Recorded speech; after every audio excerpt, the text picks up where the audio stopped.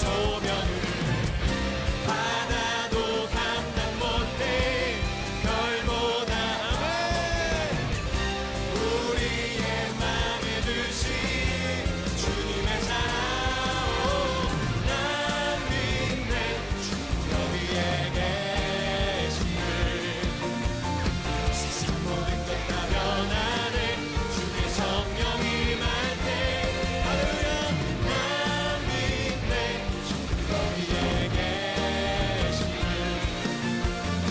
세상 보일 때 믿음 보일 때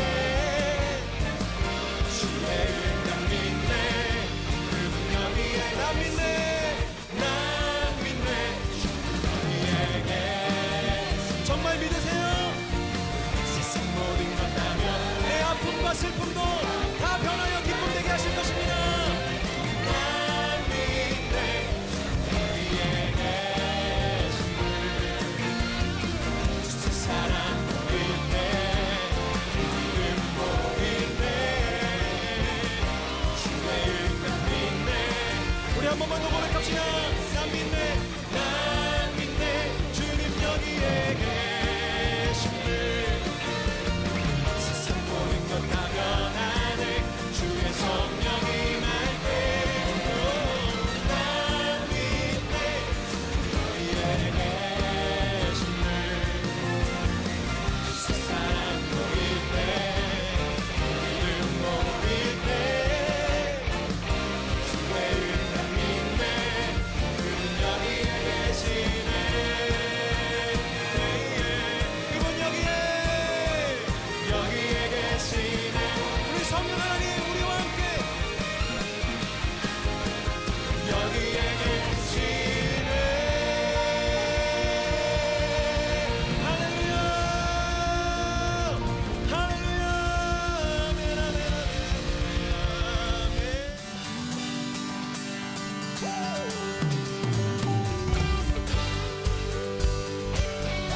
할렐루야 우리의 삶의 발걸음이 주님 앞에 있습니다 함께 고백합시다 내 모든 삶의 행동 주 안에 주님만에 있네 나의 숨쉬는 순간들도 내 모든 삶의 걸음 주 안에 내 길도 주 안에 나의 숨쉬는 한 번 더 내 모든 삶의 행동 주 안에 주님만에 있네 나의 숨쉬는 순간들도 내 모든 삶의 걸음 주 안에 내 길도 주 안에 나의 숨쉬는 순간들도 자비와 은혜의 물결 어디서나 주 얼굴 보내 주 사랑 날 붙드네 오 놀라운 주님의 사랑 할렐루야 내 모든 삶의 행동 주 안에 내 모든 삶의 행동 주 안에 주님 안에 있네 나의 숨쉬는 순간들도 아멘 내 모든 삶의 걸음 주 안에 내 길도 주 안에 나의 숨쉬는 우리 한 번만 더 고백합시다 내 모든 삶의 행동 주 안에 주님 안에 있네 할렐루야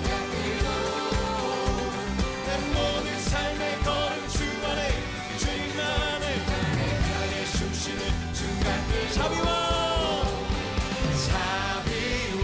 은혜의 물결 어디서나 주 얼굴 보내 주 사랑 날 붙드네 오 놀라운 주 자비와 사랑의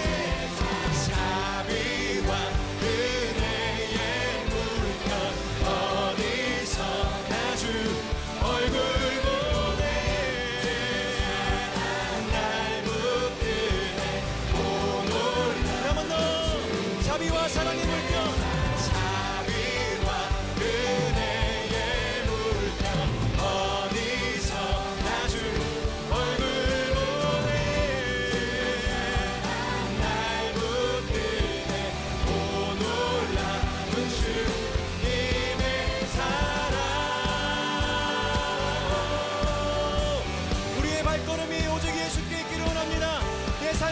감동이 우리 성령 하나님 안에 있기를 원합니다.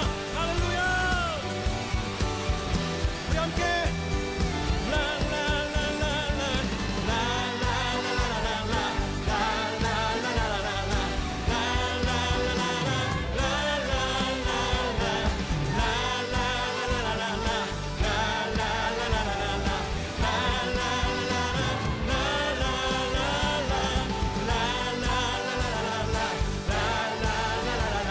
우리 기쁨의 발걸음으로 지금 앞에 나갑시다.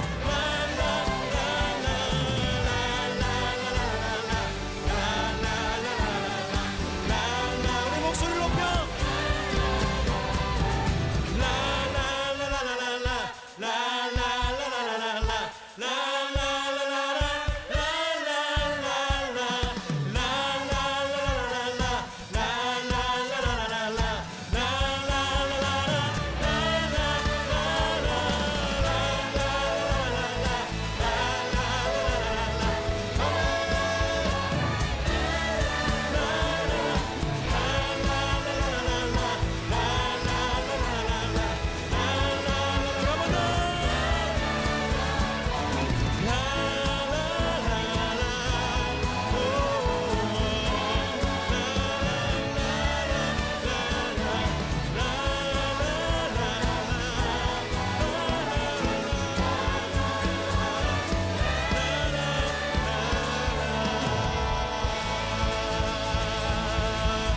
삶의 모든 발걸음을 이렇게 기쁨의 발걸음으로 인도해 주실 주님 다시 한번 찬양합시다.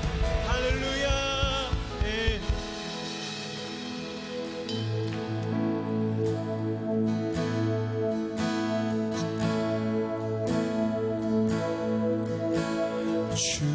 주의 음성 듣는 것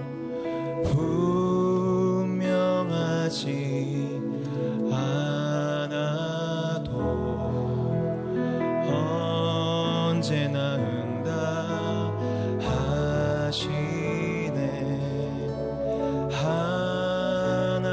하나님의 방법으로 내 마음 주께 기울이며 주께 마음 맞추며 내 부족한 마음 주께 올리니 선하신 목자 주께 기도드리며 주의 음성 들으며 내 영혼에 참된 안식과 평안 얻으리. 주의 은혜 구하며 주의 은혜 구하며 그분 앞에 나갈 때 내 손을 잡아 일으켜 순종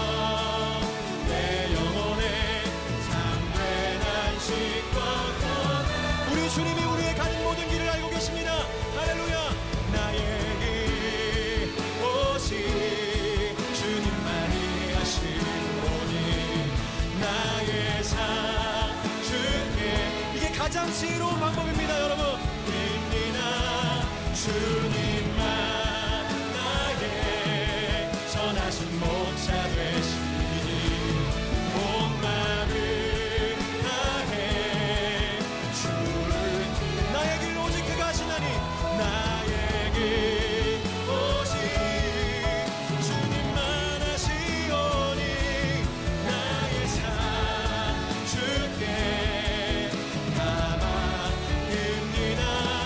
주님만 오직 주님 목자 되시니 온 마음을 다해 주를 지합니다.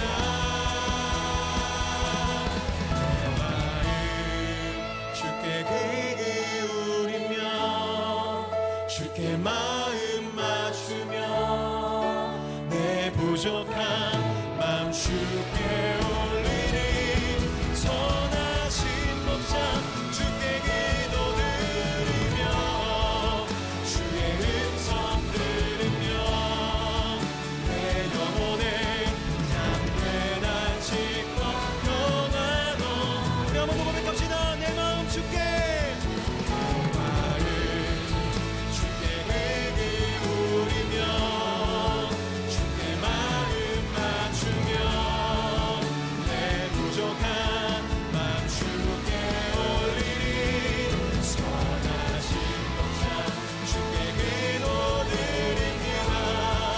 주의 음성 들으며 내 영혼의 담대한 심과 평안 얻으리. 나의 길 오직 그가 하시나니 나를 태어나신 후에 내가 정금같이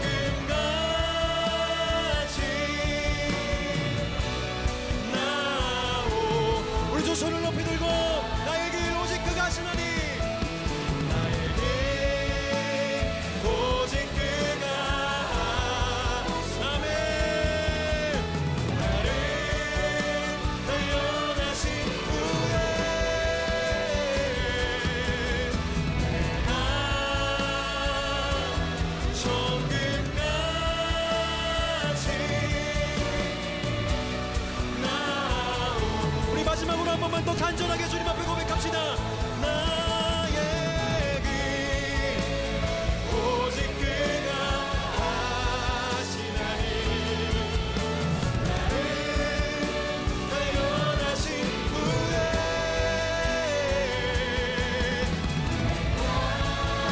오 주님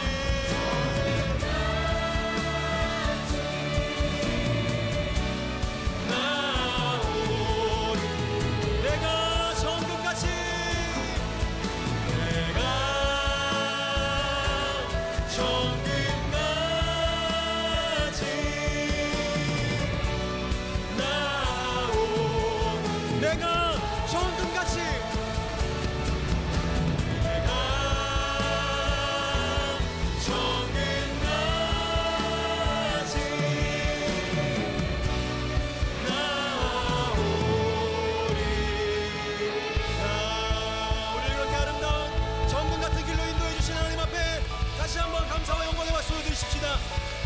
인도하실 것입니다. 우리에게 말씀하실 것입니다. 할렐루야, 할렐루야.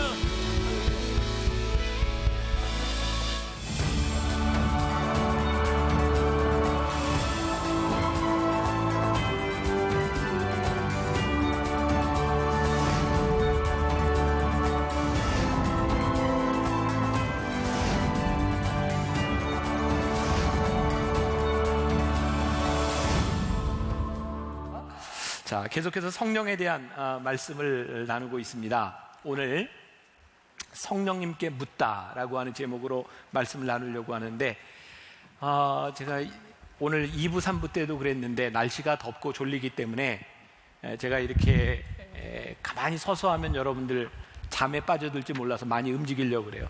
이 카메라맨 나를 잘 잡아야 돼. 자, 잘 잡아야 돼요. 네.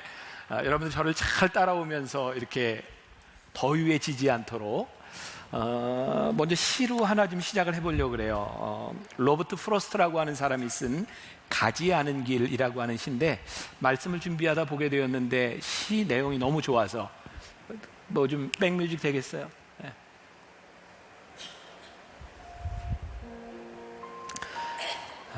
노란 숲 속에 길이 두 갈래로 났었습니다. 나는 두 길을 다 가지 못하는 것을 안타깝게 생각하면서 오랫동안 서서 한 길이 굽어 꺾여 내려간 데까지, 바라볼 수 있는 데까지 멀리 바라다 보았습니다. 그리고 똑같이 아름다운 다른 길을 택했습니다. 그 길에는 풀이 더 있고 사람이 걸은 자취가 적어 아마 더 걸어야 될 길이라고 나는 생각했던 게지요.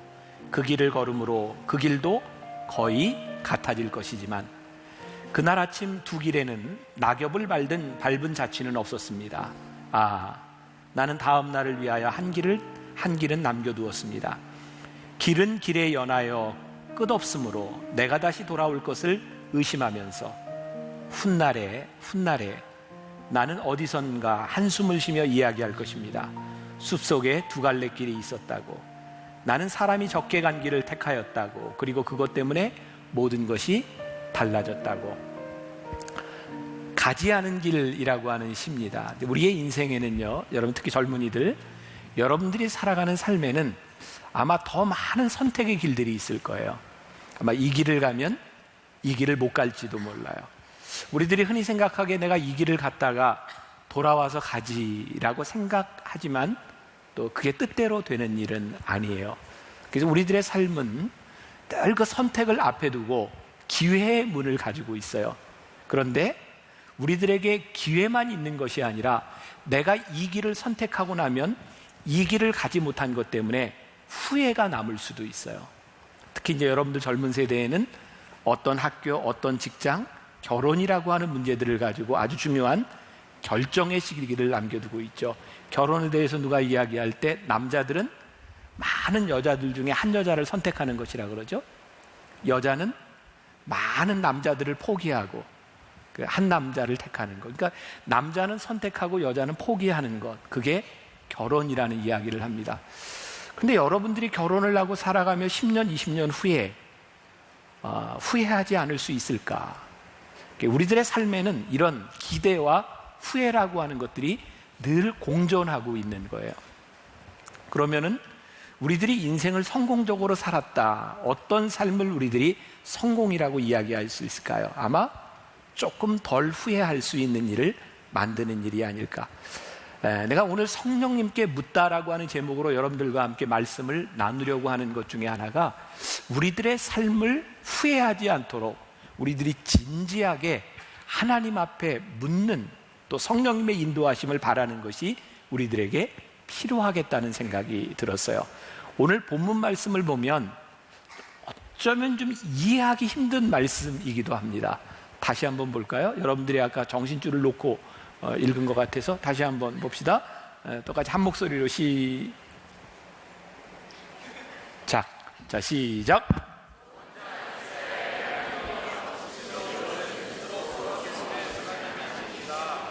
자, 성경에는 하나님에 대해서 여러 가지 어떤 데피니션들을 가지고 있기도 하고 별명이 있기도 한데, 오늘 여기에서는 하나님에 대하여 뭐라고 이야기를 하죠? 하나님은 어떤 분이세요?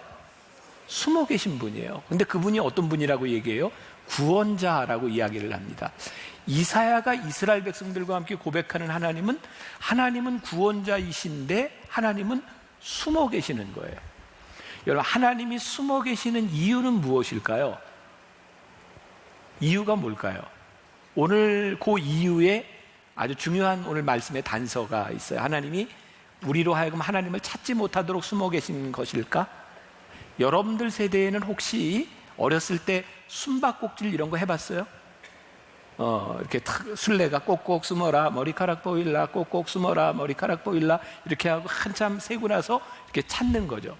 여러분들 숨바꼭질은 꼭꼭 숨어서 못 찾아서 게임이 끝나도록 하는 건가요? 아니면 꼭꼭 숨어 있는데 술래가 열심히 찾으려고 하는 건가요? 숨는 것으로 끝나는 것이 아니라 숨는 것을 찾아가는 과정, 그리고 어렵게 숨을 때에 그것을 찾는 긴장감 같은 것이 있는 거예요.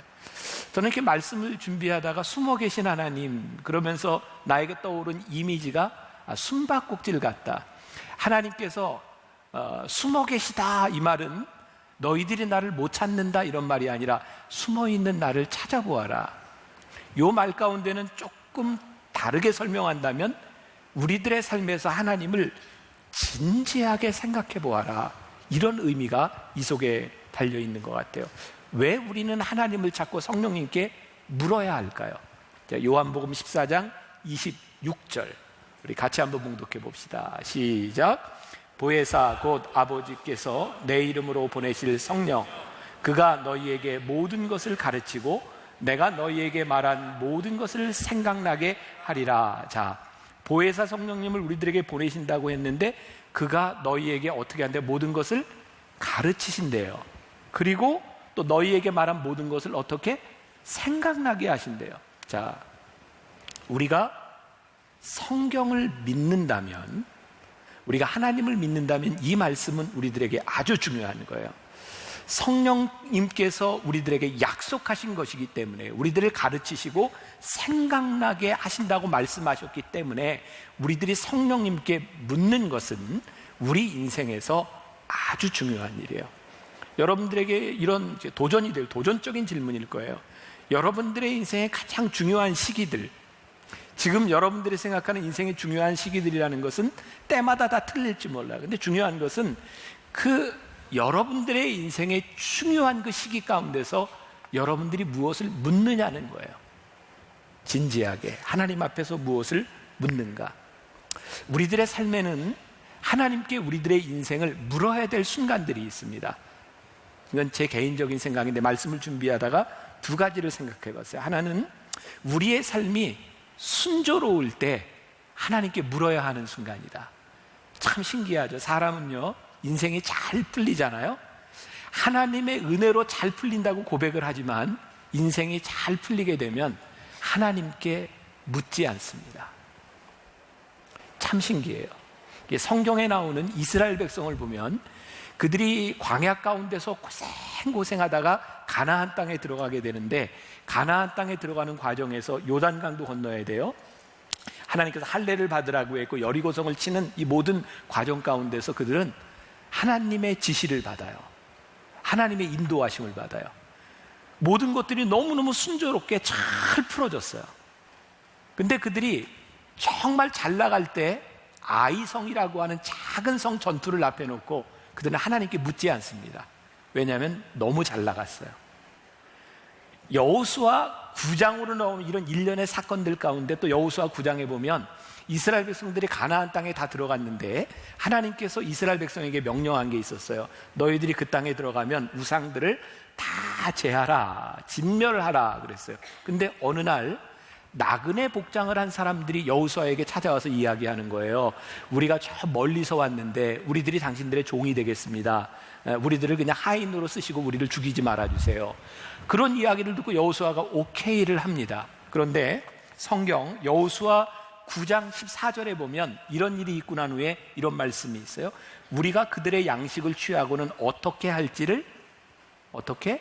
여호와께 묻지 아니하고. 그래서 그들의 이야기를 그냥 믿고 평화 조약을 맺어요. 어떤 조약을 맺냐면 내가 하나님의 이름으로 맹세하는데 너희들을 죽이지 않겠다. 그러나 너희들이 우리의 종이 돼서 평생 살아라. 나중에 알게 돼요. 그들이 멀리서 온 나그네가 아니라 이 땅의 백성이었다는 것을. 여호수아가 하나님께 두고 맹세한 것이기 때문에 그것을 지켜야 된다고 생각했는데 이제 그것이 그들에게 올무가 돼요. 그래서 이스라엘 백성은 오랜 동안 가나안 땅에 살아가면서 그 민족들과의 갈등과 해결하지 못한 우상의 문제를 가지고 멍에를 메고 살아요. 여러분, 우리가 하나님께 묻지 않고 선택했던 그 일들로 인하여 우리들에게 평생 멍에가 될 수 있다고 하는 것은 너무너무 무서운 일이기도 해요. 혹시 지금 여기 있는 우리 청년들 가운데 내 인생은 잘 나가라고 생각하는 사람이 있다면 성령님께 우리의 삶을 물어야 할 때예요. 반대로 우리들의 인생이 순조로울 때뿐만 아니라 우리의 인생이 고달플 때 하나님이 우리들 눈에 보이지 않는 것을 경험하게 돼요. 여기에 공존할 거예요. 어떤 사람은 지금 잘 되고 있고 어떤 사람은 어려움을 당하는 사람이 있어요. 여러분, 고난이 우리들에게 왜 힘든 줄 알아요? 고난의 이유를 모르기 때문에 힘들어요. 고난의 이유를 알면 견딜 수 있어요. 고난의 이유를 모른다고 하는 것은 우리들이 어려움을 당할 때 하나님이 보이지 않는다는 거예요. 그래서 우리들이 고난을 당할 때 하나님께 물어야 돼요. 하나님 어디 계세요? 하나님이 왜 저에게 이런 고난을 주시는 거죠? 우리들이 성령님께 물어야 될 순간이 우리들에게 온 거예요. 저 개인적으로 굉장히 좋아하는 말씀인데 제가 이제 나중에 적었기 때문에 원고에는 안 나왔을 거예요. 잠언 30장 7절부터 9절까지 말씀. 여러분 나중에 여기 나와 2부 3부 때 해서 나왔구나. 잠언 30장 7절부터 9절까지 말씀 여러분들이 한번 꼭 인생에 기억해도 좋은 말씀이에요. 우리 같이 한번 봉독해 볼까요? 내가 두 가지 일을 주께 구하였사오니 내가 죽기 전에 내게 거절하지 마시옵소서. 곧 헛된 것과 거짓말을 내게서 멀리하옵시며 나를 가난하게도 마옵시고 부하게도 마옵시고 오직 필요한 양식으로 나를 먹이시옵소서. 혹 내가 배불러서 하나님을 모른다 여호와가 누구냐 할까오며 혹 내가 가난하여 도둑질하고 내 하나님의 이름을 욕되게 할까 두려워함이니이다. 자, 아는 말씀이지만 내가 조금 설명을 하면 잠언서에 있는 지혜자가 하나님께 기도하는 거예요. 제가 죽기 전에 하나님께 구할 것이 두 가지가 있습니다. 하나는 나를 가난하게도 마시고 부하게도 말아주세요. 왜? 지혜자가 인생을 살면서 뭘 느꼈을까요? 내가 가난할 때는 가난해서 물질 때문에 죄를 지을지 몰라요. 하나님 저를 부하게 하시면 그 물질의 부함으로 인하여 내가 하나님을 모른다 할까 두려워요. 그러니 하나님 저로 하여금 가난하게도 부하게도 하지 마옵소서. 이 말은 내가 딱 중간으로 살겠다 이런 의미가 아니라는 것을 아시죠? 내가 가난할 때도 부할 때도 하나님을 잊어버리지 않도록 나를 인도해 주세요. 그게 지혜자의 마음이었어요. 우리들의 삶이 순조로울 때 하나님을 잊어버릴까 두렵습니다. 하나님, 우리들의 삶에 고난에 있을 때 고난의 의미를 모를까 두렵습니다. 그래서 숨어 계신 하나님, 하나님 지금 내 눈에 이 의미를 알지 못하고 무슨 일인지 모를 때 숨어 계신 하나님, 하나님이 누구신지를 제가 알고 싶습니다. 하나님을 집중해 보라는 거예요. 그게 성령님께 물으라는 말이에요. 제가 말씀을 준비하는 중에 읽었던 어떤 책에 그런 얘기가 나와요. 사람이 다리를 두 개 가진 이유가 무엇인가? 여러분들 그런 고민해봤어요? 왜 내 다리는 두 개일까? 여러분들은 참 편하게 살죠? 별로 고민 안 하고 살잖아요? 자, 그 책에 이렇게 얘기를 하더라고요. 여러분들 발이 두 개인 것이 발 하나는 세상에, 발 하나는 하나님께 두고 이렇게 살라고, 이렇게 두고 살다가 찢어지라고, 이렇게 우리들에게 두 발을 주신 게 아니라는 거예요. 근데 책에는 그렇게만 나왔는데 나는 이게 말씀을 이렇게 쓰면서 내 마음 가운데 하나님이 우리들에게 발을 두 개 주신 이유가 있다. 뭐냐면 두 발로 우리들이 서야 될 자리, 우리의 중심을 꽉 잡고 서서 흔들리지 말라고 우리들에게 두 다리를 주셨다. 왜? 한 다리보다는 두 다리가 안정감이 있잖아요. 또 이렇게 얘기를, 하나님께서 우리들에게 눈을 두 개 주신 이유가 뭘까요? 제가 설교하다가 눈 하나는 저쪽 끝을 보고 또 하나는 저쪽 끝을 보고 설교하라고? 이거 가능해요? 아니에요. 하나님께서 우리들에게 두 눈을 주신 이유는 보는 것을 집중해 보라는 거예요. 숨어 계신 하나님, 하나님께서 왜 숨어 계시는가? 너희들이 어떤 상황에 있는지 모르지만 너희들의 신앙, 너희들의 믿음 집중하여 성령님께 물어보라는 거예요. 유명한 변증 신학자인 C.S. 루이스라고 하는 사람이 이런 말을 했어요. 그리스도인이 된다는 것은 용서할 수 없는 일을 용서한다는 뜻이다. 이게 무슨 의미일까요? 그리스도인이 된다는 것은 용서할 수 없는 것을 용서한다는 의미다.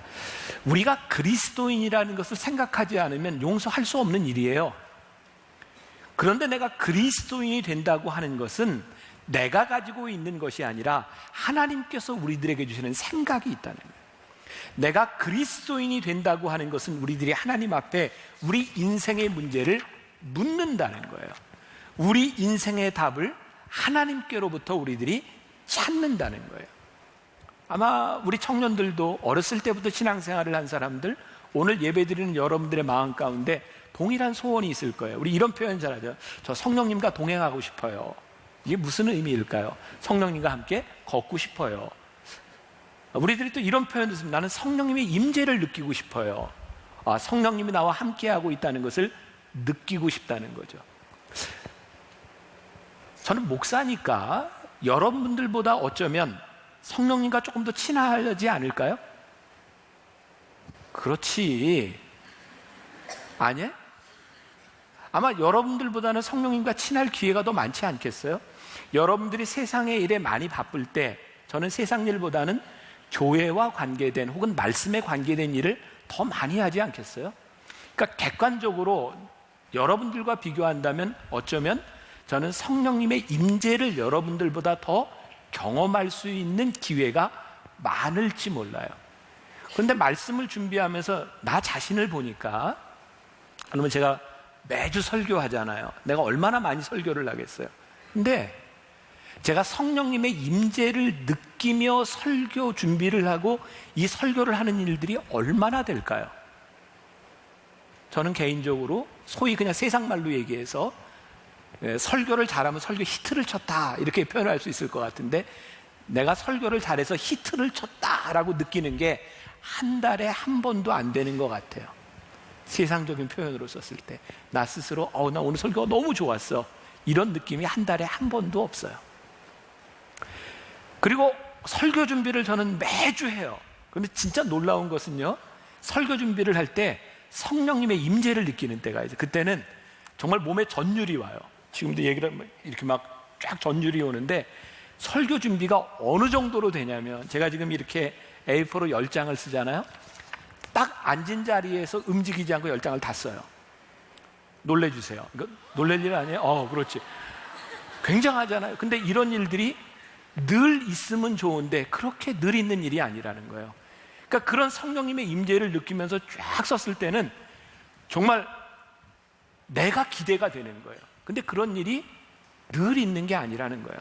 그러면 생각을 해봅시다. 나는 성령님의 임재를 느끼며 살아가고 싶고 나는 성령님의 임재를 따라 살 거야. 그러면 임재를 느꼈을 때만 설교한다면 나는 몇 번이나 여기를 쓸 수 있을까요? 우리 교회에서는 여러분들에게 묵상하라고 하는 이야기를 많이 하고 나무 생각 묵상을 하라 그래요. 여러분들 큐티를 하는 여러분들에게 물어봅시다. 매일 아침 큐티를 하는데 매일 아침 큐티를 할 때마다 정말 성령님께서 막 임재가 느껴지고 막 기름 부으심이 느껴져요? 아니에요. 모르겠어요. 여러분들은 그런지 모르겠지만 내 경우를 보면 그렇지 않아요.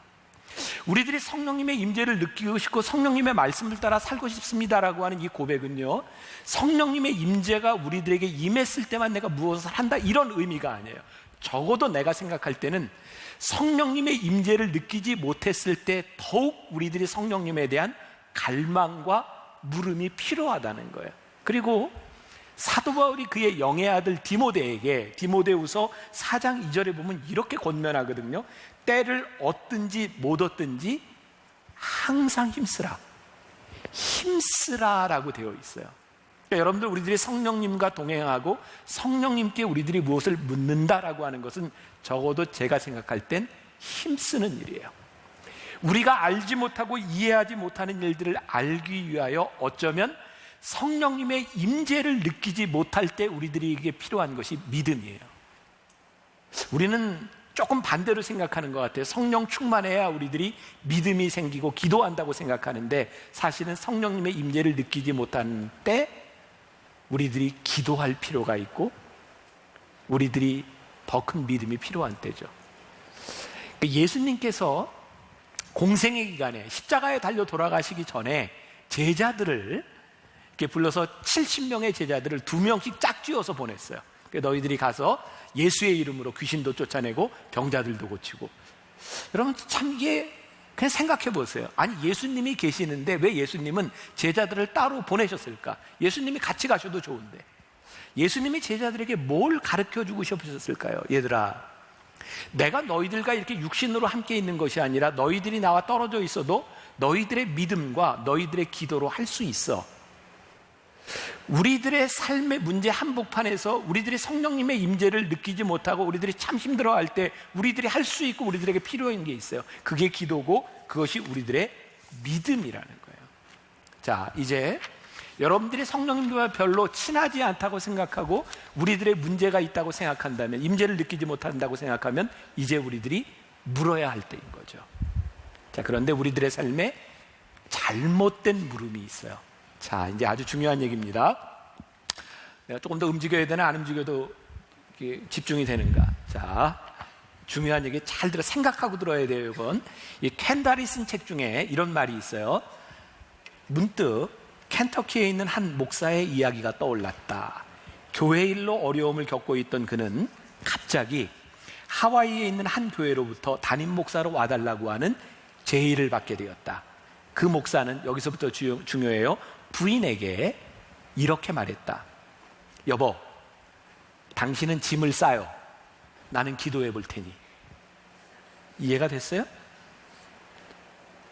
이해가 안 된 표정인데, 여보, 당신은 짐을 싸요. 나는 기도해 볼 테니. 기도하는 이유가 뭔가요? 이미 이 사람은 마음의 결정을 하고 기도해 볼 테니. 우리들이 하나님께 많은 질문들을 하면서 우리는 하나님께 응답을 받으려고 하지 않고 우리가 생각하고 결정한 일에 대한 확답을 받으려고 해요.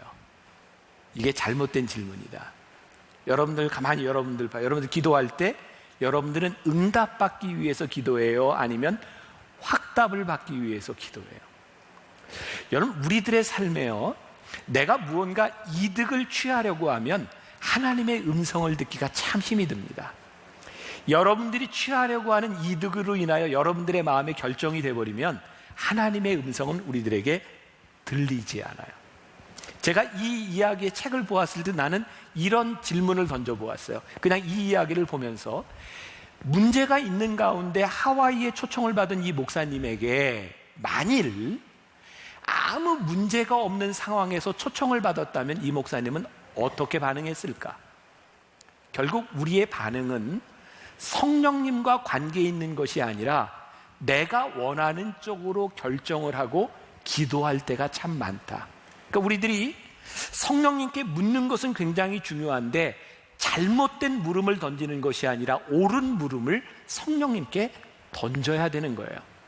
자, 또 하나의 이야기인데, 여름이니까 내가 수영장에 관한 이야기를 할 텐데 아주 흥미로워요. 아니, 흥미롭게 여러분들이 들어야 되는 거예요. 자, 이 켄달 목사님의 이야기예요. 나는 매우 엄격한 환경에서 자랐다. 우리 집에서는 극장이나 서커스 관람을 가는 것조차 허락되지 않았다. 내가 몸담고 자란 교단에서는 혼탕, 남자와 여자가 함께 수영하는 것을 이렇게 불렀다. 혼탕에 대해 중립적인 태도를 취했지만 유독 아버지만은 혼탕에 가는 것을 허락하지 않았다. 수영복 입은 여자들과 함께 있으면 내가 유혹될지도 모른다고 생각했기 때문이다. 나는 가게 해달라고 한참이나 졸랐다. 마침내 아버지는 나에게 한 가지 제안을 해왔다. 그것은 수영을 가도 되는지 하나님께 기도해 보라는 것이었다. 물론 나는 그러겠다고 한 뒤 기도해 보았다. 하나님께서는 내가 가도 된다고 하셨다. 결국 혼탕에 가도록 허락해 주셨다는 것, 그리고 내가 주님께 받은 응답을 신뢰해 주셨다는 것에 대해서는 아버지께 평생 고맙게 생각한다. 내가 기도를 하려고 무릎을 꿇는 순간 정말 하나님께서 가도 된다고 말씀하시는 것 같았다. 가면 안 된다고 나를 설득시키려 하셨다면 아마 꽤나 힘드셨을 것이다. 당시 내 마음이 이미 정해져 있었기 때문이다. 이미 마음을 정해놓고 기도했던 것이 이때만은 아니었다. 이와 비슷한 경험들을 통해 내가 배운 것은 정말 열린 마음으로 듣지 않는다면 하나님의 음성을 정확히 듣기란 매우 어렵다는 것이었다. 우리들의 모습 같지 않아요? 하나님의 음성을 우리들이 추정하거나 우리들이 원하는 것을 하나님의 음성으로 생각하지 말라. 자, 다시 오늘 본문으로 돌아와 보면 이제 이해가 좀 돼요. 이사야 45장 15절에 구원자 이스라엘의 하나님이여 진실로 주는 스스로 숨어 계시는 하나님이시니이다 라고 하는 이 말이, 우리가 하나님을 믿고 바라고 찾는데 진지해라. 너희들의 열망, 진지함, 그 모습으로 하나님을 찾지 않는다면 하나님이 계시지 않은 것이 아니라, 하나님이 일하시지 않는 것이 아니라 너희들이 하나님의 음성을 듣는다는 것이 결코 쉬운 일이 아니다라는 말씀을 하고 있어요. 여러분, 2000년의 기독교 역사 가운데는요, 참 신기한 게 이 교회의 타락과 부흥과 개혁이 반복되고 있다는 거예요. 여러분, 한국 교회를 보면서 많은 사람들이 위기라고 이야기를 하고 있는데, 저는 위기인 한국 교회 가운데 하나님의 능력이 필요한 때가 오고 있다고 저는 믿거든요. 왜냐하면 요즘 이 세상을 보면 도저히 하나님의 말씀과 신앙의 문제가 아니고는 이 문제를 해결할 수 없다는 생각이 들어요. 여러분, 영국 웨일즈에서 부흥운동이 일어났어요. 근데 지금 영국은 크리스찬들이 거의 없어요. 미국 아주사 거리에서 놀라운 부흥운동이 일어나고 선교사들을 파송하고 했는데, 미국의 LA 지역은 가장 타락한 지역 중에 하나이기도 해요. 우리나라에는 1907년 평양 대부흥운동이 일어났어요. 여러분, 사람들이요, 어떤 착각을 하는 줄 아세요? 책을 읽던 뭐를 하던 부흥운동이 일어났던 때를 꿈꿔요. 그러면서 어떤 생각을 하냐면, 하나님, 그 부흥을 우리들에게 주세요. 근데 저는 우리들이 하나님 앞에 참 진지하지 못한 말들을 립 서비스하고 있다는 생각이 들어요. 왜? 성령님의 부흥운동은요, 늘 성령님이 행하시는 방식으로 오셨어요. 근데 우리는 옛날 부흥운동을 꿈꿔요. 저는 우리 교회가, 저와 여러분들이 굉장히 축복받은 공동체라고 생각하거든요. 속으로는 아멘을 했으리라고 믿어요. 네. 왜 축복받은 공동체라고 생각을 하냐면, 제가 개인적으로 목회를 하면서 기존에 있었던 어떤 틀이 아니라, 우리 교회는, 우리 청년들은 성령님이 일하시는 곳에 우리들이 한번 성령님이 일하실 수 있는 기회를 제공하는 교회다. 그리고 우리는 성령님이 일하시는 것을 우리들이 경험할 수 있는 교회가 되었으면 좋겠다. 사실 다음 주부터 시작하는 부흥회도 어떤 교회도 해보지 않은 일을 해보는 거예요. 왜? 평일날 모이라 그래도 안 모여. 차량 주차 문제 때문에 할 수가 없어. 할 수 없기 때문에 우리들이 그냥 기다려야 되나요? 아니요, 하나님, 우리가 한번 주일날 해볼게요. 부흥회를 하고 특별 집회를 하면 제일 큰 문제가 뭔지 알아요? 사람들이 모이긴 모여요. 근데 그 사람들은 안 모여도 신앙생활에 지장이 없어요. 근데 와서 들어야 될 사람은 안 와요. 그리고 목사님은 화가 나서 모인 사람들한테 막 뭐라 그래, 이렇게 오라 그러는데 오지도 않고. 근데 그 사람들은 혼나야 될 사람들이 아니에요. 혼날 사람들은 아예 오지도 않았어. 우리가 맨날 이런 일들을 반복하고 있다면 이것은 너무 소모적인 일 아니에요? 아니, 성령님, 우리들이 하던 방식 말고요, 한번 성령님이 일하실 수 있는 일, 우리가 이것이 정말 옳게 이게 워킹을 할지 안 할지 모르지만 하나님 성령님께 우리들이 기회를 내드립니다.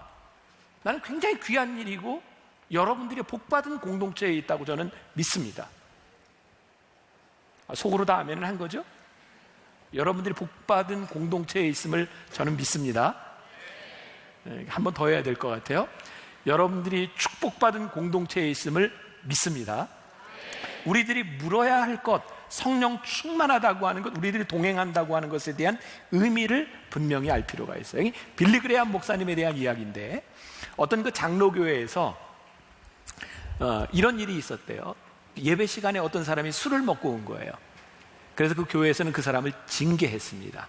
징계의 근거는 성경에 이런 말씀이 있어요. 술 취하지 말라. 근데 빌리 그레이엄 목사님이 이렇게 묻습니다. 아니, 성경에는 그렇게만 되어 있지 않습니다. 술 취하지 말고 성령의 충만함을 받으라. 그러면 예배 시간에 술 취해 온 사람은 징계했는데 성령 충만하지 않은 사람에겐 무엇을 했습니까? 여러분, 가만히 생각해 보세요. 저는 술 취한 것보다 더 큰 문제가 우리들에게 성령 충만함이 없는 것이라고 생각해요. 저와 여러분들에게 성령의 임재와 성령의 충만함이 없기 때문에 우리들이 죄를 지어요. 사실 심각한 문제는 술 취함에 대한 문제와 동일하게 우리들의 성령 충만하지 않다는 거예요. 여러분, 성령 충만하다, 오늘 설교 준비를 하면서 제가 받은 가장 큰 은혜인 것 같아요. 설교를 준비하는 사람도 듣는 사람도 다 받는 은혜가 틀리겠지만 나는 준비를 하면서 박영돈 교수가 쓴 책인데 이런 표현이 있더라고요. 여러분, 성령 충만함은, 여러분 잘 생각하고 들어보세요. 성령 충만함은 여러분들이 하나님 앞에 신실한 삶을 산 것에 대한 보상이 아닙니다. 여러분들의 신실함에 대한 보상이 아니고 깨어지고 절망스러운 여러분들의 삶에 주시는 하나님의 선물입니다. 저는 굉장히 은혜를 받았어요. 우리는 내가 신실하기 때문에 성령 충만하다라고 생각하는 사실은 우리의 신실함으로 성령 충만이 아니라 우리들이 너무나 절망스럽고 아프고 힘들고 내가 스스로 해결할 수 없기 때문에 하나님 나를 도와주세요 라고 하는 가난한 심령이 될 때 하나님이 우리들에게 주시는 선물, 그것이 성령 충만함이구나. 그래서 오늘 저는 우리들이 성령님께 묻다라고 하는 이 말씀을 우리들이 함께 나누며 우리들이 성령 충만할 수 있는 시간을 하나님께서 우리들에게 주셨다. 예수님께서 팔복 말씀에서 심령이 가난한 자는 복이 있나니, 가난한 자가 무슨 말이냐면 갈급한 자예요. 심령이 갈급한 자는 복이 있나니. 오늘 우리들이 하나님 앞에서, 하나님 저 정말 너무 힘들거든요. 제 힘으로는 해결이 안 되는 문제예요. 하나님 저 너무너무 아프고 힘들어요. 저 도와주세요. 그때 성령 충만을 우리들에게 선물로 주신다. 이것이 우리들에게 축복이다. 유명한 스펄전 목사님이 이런 말을 했어요. 우리의 악한 자아보다 의로운 자아가 깨어지기가 더 힘들다. 악한 자아는요 깨어지기 쉬운데 나는 문제가 없어, 나는 의로워 라고 생각하면 우리의 마음이 깨어지지 않아요. 갈급함이 없어요. 갈망, 갈증. A.W. 토저, 내가 제일 좋아하는 그 목사님 중에 하나예요. 난 이 목사님의 책을 거의 다 봤는데 이렇게 말을 해요. 만약 우리 삶 속에 성령으로 충만해지기 원하는 갈망보다 더 큰 것이 없다면 우리는 결코 성령으로 충만한 그리스도인이 될 수 없을 것이다. 오늘 이 시간 여름 무지무지하게 더운 날 여러분들이 이 자리에 앉아있는 것이 여러분들에게 축복이에요. 왜냐하면 여러분들의 갈망이 있기 때문에 그래요. 심령이 가난한 자는 복이 있나니, 심령이 갈망이 있는 자는 복이 있나니. 오늘 우리들에게 성령 충만함을 하나님께서 허락해 주실 것이기 때문에 그래요. 여러분들에게 책을 하나 추천할게요. 내가 몇 번 추천했지만 마이크 어가 쓴 하나님께 놀라다, 이 책 너무너무 좋아요. 제가 많이 인용을 하는데 이 책에 보면 그 야곱에 대한 이야기가 하나 나오는데 이 말씀으로 제가 마칠게요. 창세기 28장 이하에 보면 야곱이 아버지를 속이고 그의 형 에서를 속이고 저기 하란으로 도망가는 장면이 나와요. 여러분들 어렸을 적부터 신앙생활한 사람들은 이런 찬송가 들어봤을까요? 야곱이 잠 깨어 일어난 후 돌단을 쌓은 것 본받아서, 이런 들어봤어요? 거기에 나오는 창세기 28장이에요. 야곱이 도망가다가 지쳐서 어느 곳에서 잠이 들어요. 근데 그때 꿈속에서 천사를 만나요. 근데 이 성경에 보면 뭐라고 표현이 되어 있냐면 야곱이 브엘세바를 떠나서 하란으로 가는 중에 한 곳에 이르러 라고 되어 있어요. 마이크 어는 이 부분에 대해서 이렇게 얘기해요. 야곱이 일어나서 돌단을 쌓은 것, 야곱이 깜짝 놀란 것은 하나님을 만났기 때문이 아니라 한 곳에 이르러 하나님을 만났기 때문이라는 거예요. 자, 조금 설명을 해볼까요? 우리는 하나님을 어디에서 만난다고 생각하냐면 이렇게 예배의 자리에서. 다른 종교는 우상을 만들어 놓고 거기에 절하며 거기에 신이 있고 여기가 거룩하다고 생각하는데 야곱이 한 곳에 이르러 그 한 곳은 이름이 없는 곳이에요. 그런데 그곳에서 하나님을 만나고 깜짝 놀라요. 하나님이 여기 계시네. 그리고 거기에 돌단을 쌓아요. 한 곳, 아무것도 알려지지 않은 아무런 의미가 없는 그 한 곳에 이르러 야곱이 하나님을 만나고 그것을 베델이라고 이름을 줘요. 베텔, 하나님의 집. 오늘 우리들에게 무엇을 이야기하는지 아세요? 여러분들이 성령님을 만나고 성령님의 임재를 경험하는 곳은 어디냐면 한 곳이에요. 이름 없는 곳, 아무도 모르는 곳. 그런데 우리들이 그곳에서 하나님을 만나고 그것을 기념해요.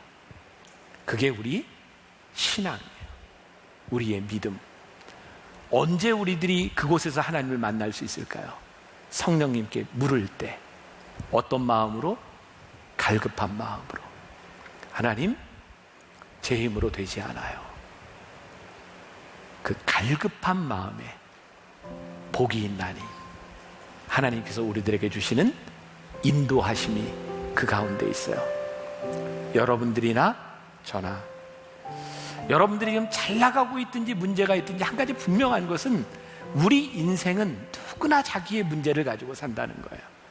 중요한 것은 그때 우리들이 하나님께, 성령님께 묻느냐 묻지 않느냐에 대한 것이죠. 오늘 우리들에게 이런 결단만 있으면 될 것 같아요. 주님, 우리가 주님께 묻는데 주님 말씀하시면 제가 듣겠습니다. 주님, 멈춰 서라고 하시면 제가 멈춰 서겠습니다. 주님, 가라고 하시면 제가 가겠습니다. 한 가지 중요한 것은 주님께서 말씀하시는 그것이 내가 확답을 얻으려고 하는 것이 아니라 정말 주님이 말씀하시는 그 말씀을 제가 듣기를 원합니다.